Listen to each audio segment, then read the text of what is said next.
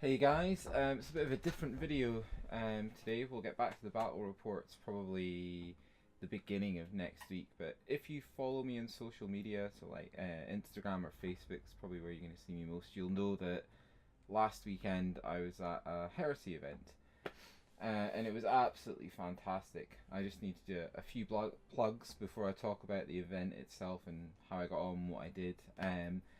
So the event was called the Clearances of Druimm, and it was run by Heresy.Scot. I'll put links in the video description so you guys can go and check them out.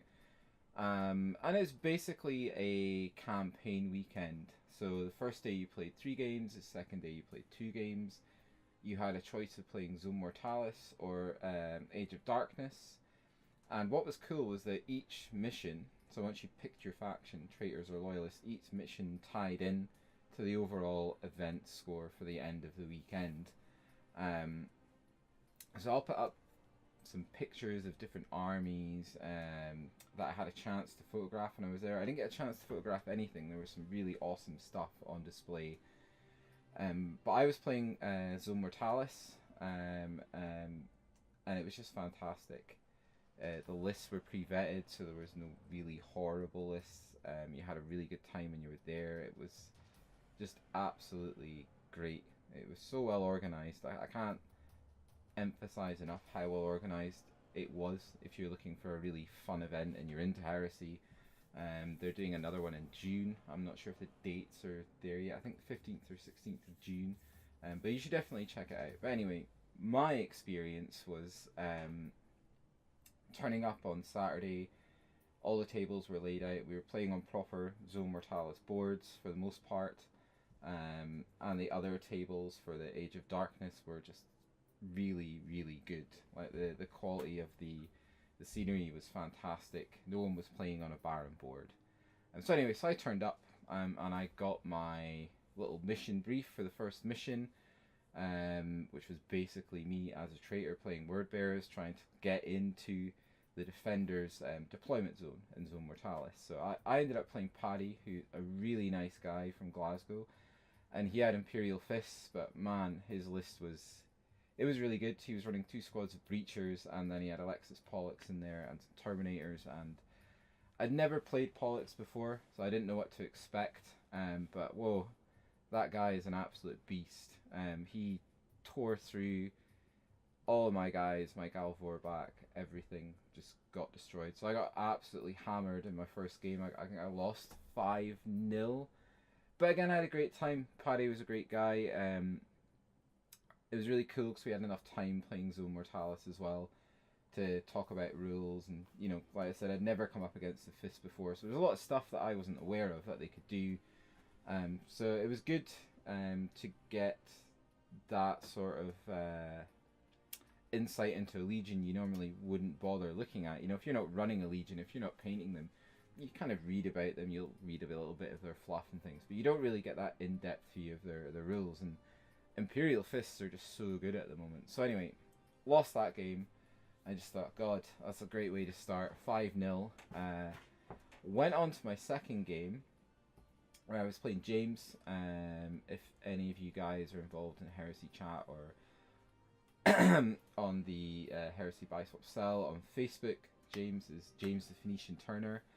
I did not know he lived in the same town as me, so it was great when I finally got to put a face to the name, and you couldn't meet a nicer guy. Fantastic guy. And he was running Mechanicum. Again, it's a faction that I haven't played against in 30k, so I had no idea. There's just all these big robots laid out, and I think I've got a photo I can put up for you of James's stuff just now. And it's just loads of giant robots, basically, and I had no idea what they could do.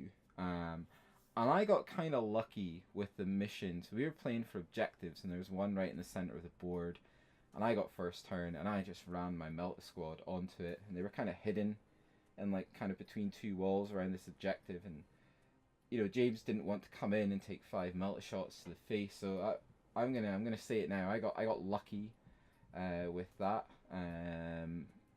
And it was a really close game. It was kind of turn 4, turn 5 where we started really committing, and I ran out got an objective. I couldn't take the center objective that I'd gone for at the start, just because he'd moved some units up to a corridor that was looking right down at me, and I just didn't have anything to get there to shield them. So it was another loss, but this time it was 2-1.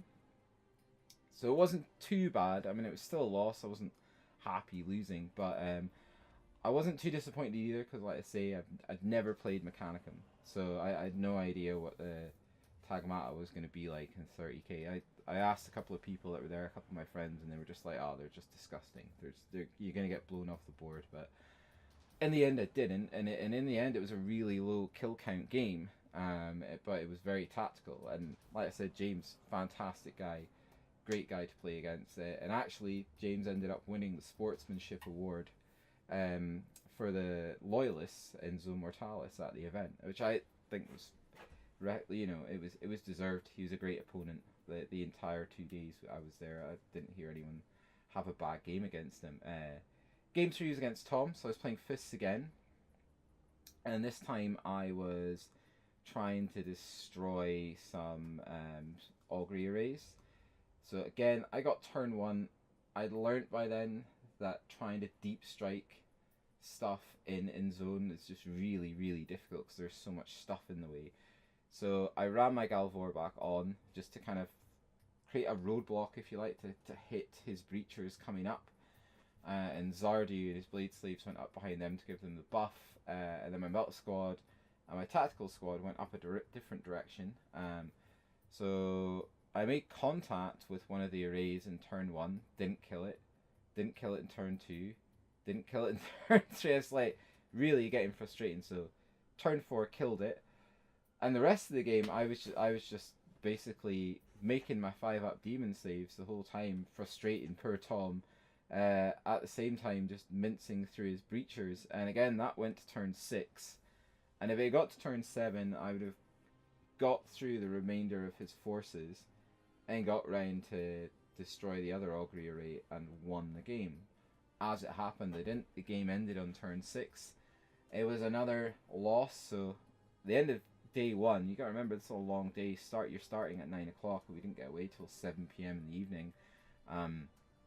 I'm sat in 3 losses, and again, the third loss was really close. It was like 3-2.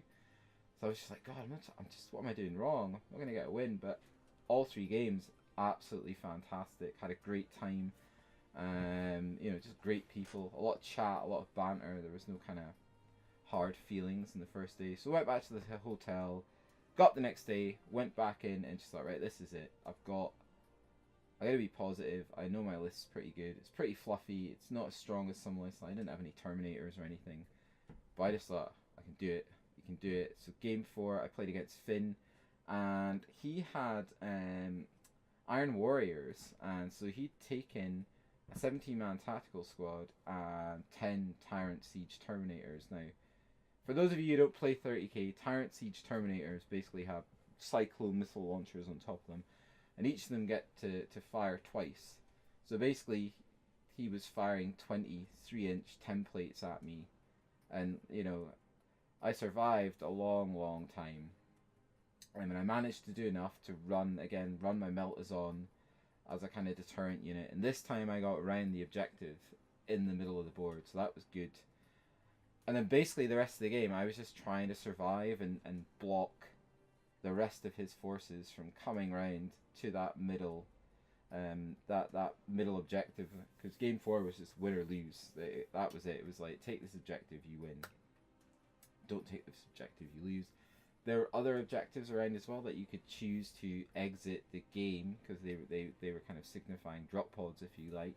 And I chose not to do that because to be honest, I really wanted at least one win. I wanted to get a win.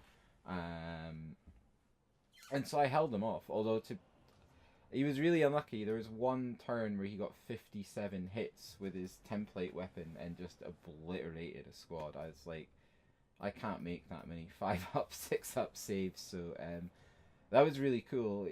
So I won that one, but I lost a lot of stuff. So it was good to get a win. And Finn was great. He was really good, actually, because one of the ZM players had to go home early. Something had happened back down in Carlisle. In fact, he came all the way up from Carlisle to Stirling, and so Finn stepped in and gave me my game 4, and so I'm eternally grateful to Finn. Great guy, really nicely painted army, and yeah, the longest game I had actually. Just it went, did it go? Yeah, turn 6 again. I didn't have a game that went to turn 7, and then after that, our game 5 was quite odd for ZM. So the way it worked out was that basically the Loyalists had won in space in Zone Mortalis. So in your 4th game in Zone Mortalis, if you'd chosen to take troops off in these drop pods, they would then arrive turn 2 on the bigger games, the Age of Darkness games, for their turn 5, kind of as reinforcements. So I didn't have anything that came off by drop pods, so I was waiting to turn 3 to come on as ongoing reserves, and it was myself and a really, really nice guy called Chris, who was also running Word Bearers in Zone Mortalis. We decided, that's it. We're gonna go onto this board where the 2 Imperial Fist players were playing, because we wanted some vengeance against the Fists. And then the 2 Imperial Fist players, Paddy, who'd given me an absolute doing in my first game, and then Tom, where I had the really close game in game 3, they were like, well, if you're dropping in there, we're dropping in. So I think we ended up with something like 16,000 points on the table for the final game, and it was just an absolute slaughterfest. It was so much fun. And we just, I can't even remember what happened. There were points in that game I couldn't really, you couldn't keep up with what was happening because we were trying to go by phase, but there was so much stuff happening on the board, and templates going down, and just like, oh, you need to roll this many saves, you're rolling saves all the time, and I have no idea what I'm saving against. But it was great. It was great fun, and we got through the game in the 2.5 hours, and it was just awesome. It was just such an awesome time. I highly, highly recommend going to an event like that, a narrative-based event, especially for someone like me who just got back into the hobby last year and hadn't been to an event in over a decade, and I kind of got talked into going to this one, and I knew some of the organisers from Heresy.Scot, and I was like, I'm going to go for it. And I'm so glad I did. Had a great time. Fantastic. Just so much so that I've already said as soon as the dates are firmed up, and like I say, I think it's the 15th and 16th of June next year, that I'll be going back down to Stirling for that event regardless, because I had a great time, and you should do it, because you just talk hobby all weekend, guys. Whether it's Age of Sigmar, 40k you're into, whatever, Lord of the Rings, find an event. I would definitely stress, find a narrative event, especially if you haven't been to very many, and you'll have a great time. I certainly had an awesome time. And in the end, the Loyalist won.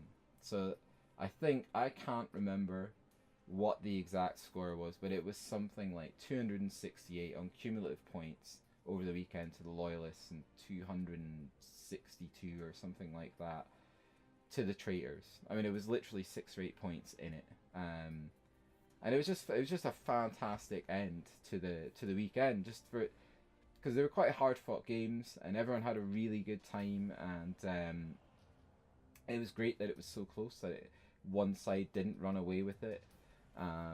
But yeah, I just can't say enough good things about it and about Heresy.Scot. And for something that's quite a small event, I suppose people would look at it as a small event. I think there was maybe 22 of us there or something like that. But it was absolutely fantastic. And where it was held at Common Ground Games in Stirling, again, I'll put a link in the video description. Absolutely fantastic event. I think I've got a photo showing most of the tables, but they had so many tables.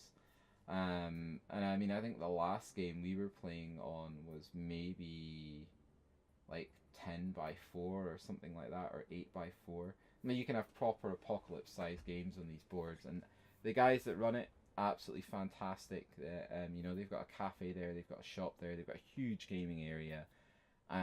So if you're in and around Stirling, if you live there, definitely check it out. It's brilliant. I wish I had one up where I live in Inverness, but just no joy. But that's it, guys. I'm going to stop gushing about Heresy.Scot and about Common Ground Games and how good they were and how great the event was, and just say to you, go to an event, have a hobby weekend, enjoy it, you know, because you will. You're just going to be talking hobby all weekend. I certainly did. I learnt loads. I came away thinking, God, I need to build an Alpha Legion army now.